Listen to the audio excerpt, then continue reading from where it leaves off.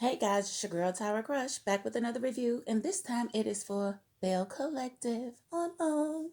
If you would, if you have not, if you will, please hit my subscribe button. Thank you. Okay, today's episode was pretty good. Um, I have decided that I officially do not like Kaylon. Mm-mm. Don't like her. First I want to talk about Tambra though, and her going to the doctor and seeing about possibly, getting her embryos. She said frozen, implanted so that she can have a baby because she's reached the age of 40 and she feels like she's ready. But she goes in and she finds out she has a crap load of fibroids, and fibroids, from my knowledge, are no joke. They can definitely take over a woman's reproductive system, but they usually are harmless, and hers are removable. Even though they're like overtaking her uterus, they're still removable and there's still a chance that she can have a baby. I just want to say that how black women have been done in medicine. My mother had fibroids at 23 and they gave her a total hysterectomy for fibroids.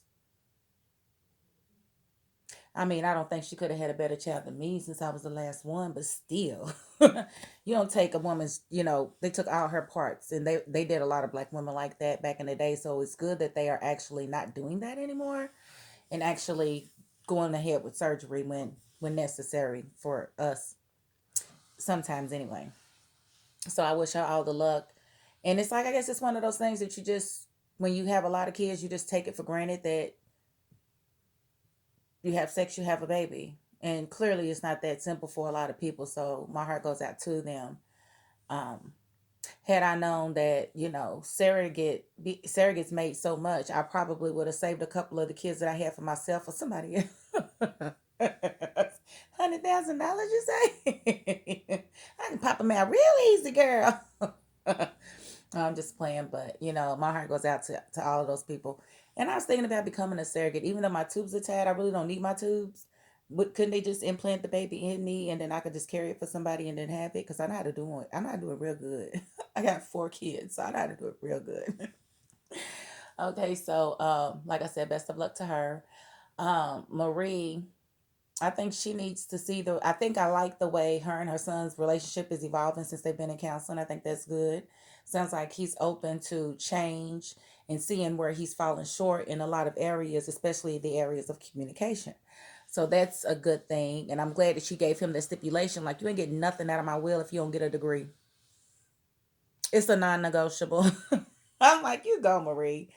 But I do want to send my heart out to her. She says she's battling lupus, which is an autoimmune disease, and it can be very debilitating.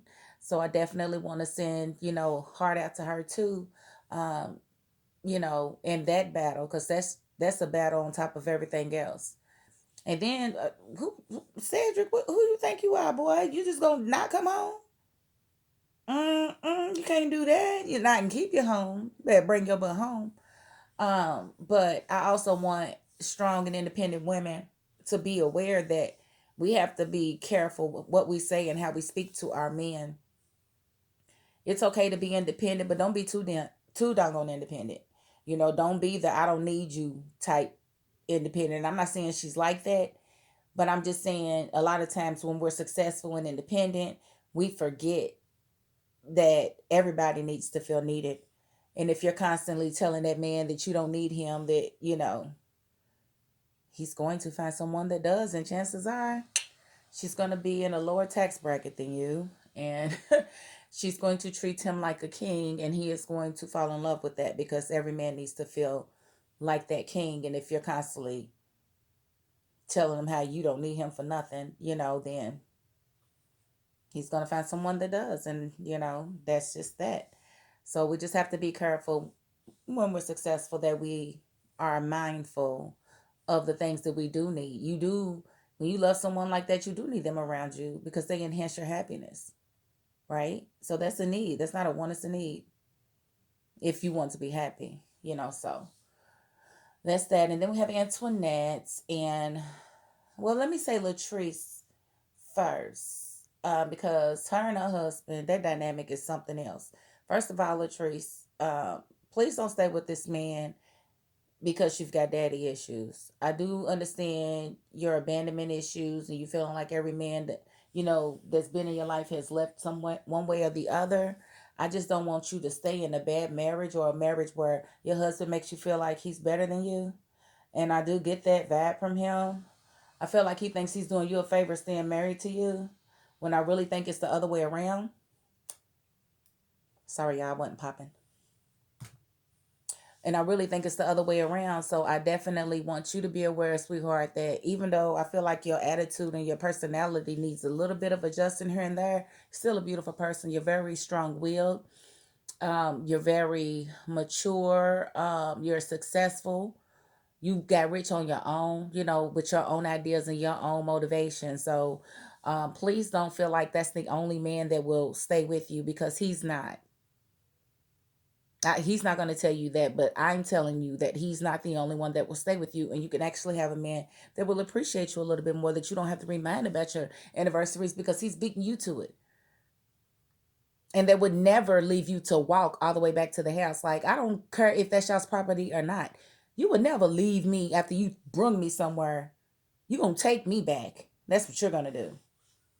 Or you come back and get me when I'm ready to go. But I'm not walking. Because if I'm walking, then I'm signing papers. I'm not playing with you. Now, remember, we got to teach these people how to treat us. And when we don't, we can't be mad that, they're doing them. Zaddy need a wake-up call. Because she could do so much better than you. And then we have Antoinette. And y'all know I told y'all last week she's becoming one of my faves. Well, I don't know about that. I'm on the fence now. Because she had this, I guess, rededication of her house. I guess it's the second housewarming since she's not married anymore. And, she neglected to invite Marie and Lateisha. And I thought that was kind of weird, because I thought her and Lateisha was forging a bond. She came to Lateisha's event and enjoyed it, and I thought that they were really making a connection, but she's like, she brings bad energy. And I was like, hell, she's the coolest person on the whole. She holds everybody. Like, you might not have seen it, honey, but she did get on Marie about her behavior. She did talk to her several times. She talked to her at the event and after the event. So I don't think that was fair that you kept her off of the list, but you're going to invite Kaylon, Miss Jefferson Davis's great-great-granddaughter. Like, has that good energy. That's slave energy. That's, oppressive energy. Because she's still running her mouth, talking about the brunch. I don't think you can be uplifting if you've got... Shut up, because you brought that out of that girl. You brought that out of her. And she didn't take her earrings off either. You are so extra, so caring, Kaylon.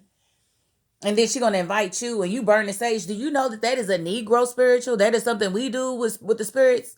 Like, you burn the sage is like really odd to me, Kaylon. I mean, I welcome you into our culture, but you can't just be fanning off and dismissing black women because you don't like what they're saying.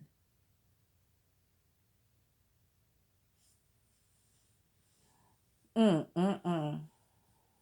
then they sent her burning this sage for like, I don't know how long it was. It seemed like long enough for the smoke detectors to go off. And they hadn't opened up one door, one window. I said, see, they got Jefferson Davis in there. They got all of these bad spirits.